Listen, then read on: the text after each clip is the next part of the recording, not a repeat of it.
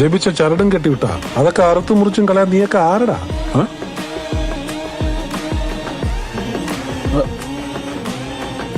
ചരട് മുറിച്ചു കോരി വായിച്ചു. അങ്ങനെ അനന്തൻകാട് സിനിമ പോയി കണ്ടു മക്കളെ. ഒരു രക്ഷയില്ല സിനിമ. കിടിലെന്ന് പറഞ്ഞു കഴിഞ്ഞാൽ കിടിലം പടം.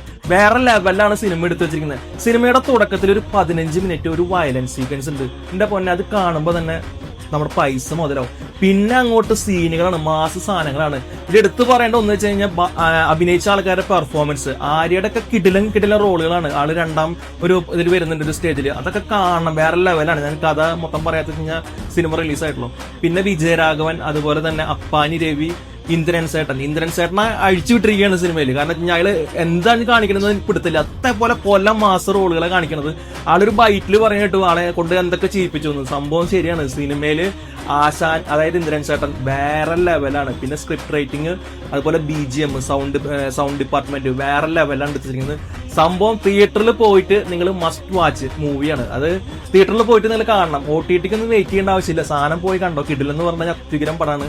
അതുകൊണ്ട് ഡോണ്ട് മിസ് ഇറ്റ്. ഞാനത് ഓപ്പണായി പറയാം, എന്റെ ഒരു പേഴ്സണലായിട്ട് ഒപ്പീനിയൻ പറയാണ്. കിടിലെന്ന് പറഞ്ഞാൽ കിടിലൻ പടം. അനന്തൻകാട് ഇപ്പൊ റിലീസായിട്ട് തിയേറ്ററിൽ റൺ ചെയ്തുകൊണ്ടിരിക്കുന്നുണ്ട്. തമിഴിലുണ്ട്, മലയാളത്തിലുണ്ട്. ഞാൻ മലയാളമാണ് പോയി കണ്ടത്. അപ്പോൾ ഓക്കെ, ബൈ. നെക്സ്റ്റ് വീഡിയോയിലാണ്.